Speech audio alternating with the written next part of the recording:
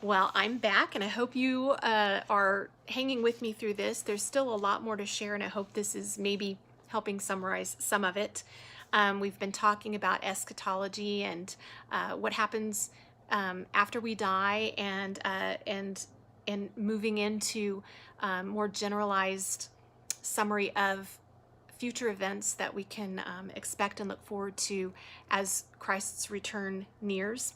So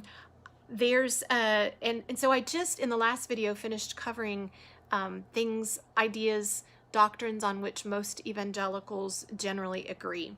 And now I'm going to talk to you more about areas of disagreement. And with that, I want to start again with another quote from Wayne Grudem's book regarding that disagreement. It is important to affirm the genuine evangelical standing of those who have differing positions on these questions. Evangelicals who hold to these various positions all agree that Scripture is inerrant, and they have a commitment to believe whatever is taught by Scripture. Their differences concern the interpretation of various passages relating to these events, but their differences on these matters should be seen as matters of secondary importance, not as differences over primary doctrinal matters.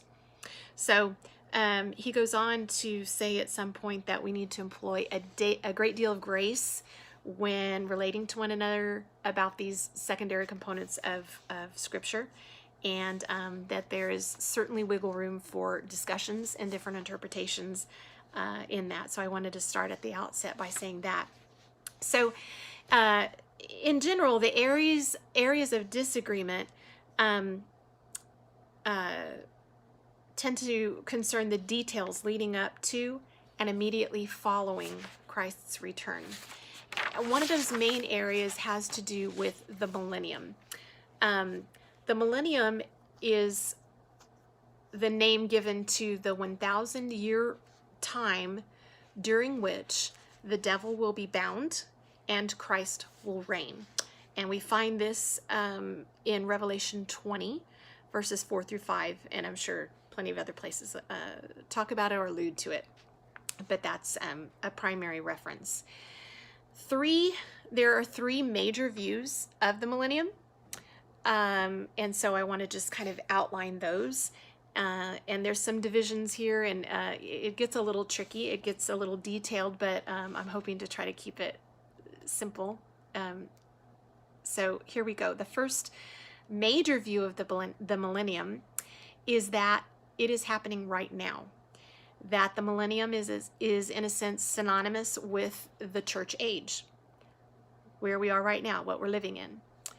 At the end, this idea holds that at the end of the millennium, Christ will come, believers and unbelievers will be resurrected, final judgment will occur, and then will begin the new heaven and new earth. In this view, Christ does not reign physically during the millennium. It's more of a spiritual reign and influence. The second view holds that Christ will physically return after the millennium. So in this view, the church age gradually brings society to function more and more according to God's standards, so that there comes to pass a long period of time, not necessarily an exact 1,000 years, but a long period of time of peace and righteousness on earth. And at the end of this, then Christ returns, believers and unbelievers are resurrected, and the new heaven and the new earth begin. So far, that's two views of when the millennium will happen regarding Christ's return. The last view is going to get a little more detailed. This is the view that Christ returns before the millennium, before that 1,000-year reign. And in this view, there's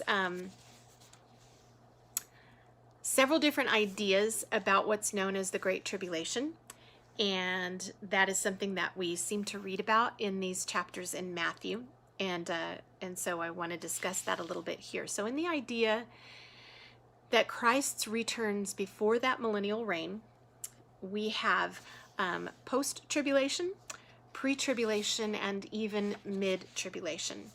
And these deal with ideas of when it's thought that believers will be resurrected, when believers will be raised into heaven and rejoined with their glorified bodies. So the first one is post-tribulation. That's the belief that believers will be resurrected after the tribulation occurs, after that incredible time of difficulty, to use a very mild word, that's the likes of which has never been seen before. Believers will be resurrected after that. This is a tough one. It means that believers will go through the tribulation just like everybody else. The second is pre-tribulation. Believers, that is the church, will be taken up just before or right at the beginning of the tribulation in a sort of secret resurrection. The 2-minute walking up a hill, one disappears, one's left standing there idea. This is the view. In this view, the tribulation lasts for 7 years. And during that 7 years, whatever signs are predicted that have not yet been fulfilled will take place during that 7 years. Now, a note about this is actually a relatively new idea. It was formed in the 1800s. That doesn't mean it's not valid. It just means that there were years of church history in which this hadn't been conceived of. But that's just something that has to do with this. There are also notes in Grudem's text that talk about how this idea of believers being sort of quietly resurrected out first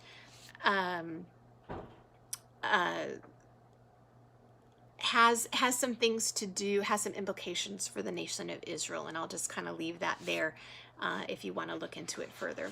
Finally, there's a mid-tribulation idea, and that is that believers will experience the first half of the tribulation, 3.5 years, the first half of a 7-year tribulation, and so after 3.5 years, the believers will be resurrected out. So those, I'm going to stop there before continuing on with the last part of my outline discussion. But those are basically the ideas on when the millennial reign is predicted to come, and Christ's return in relation to that, and then also some ideas of when the Great Tribulation will occur and believers' relation to that. I'll stop there and start again with the next one in a little bit.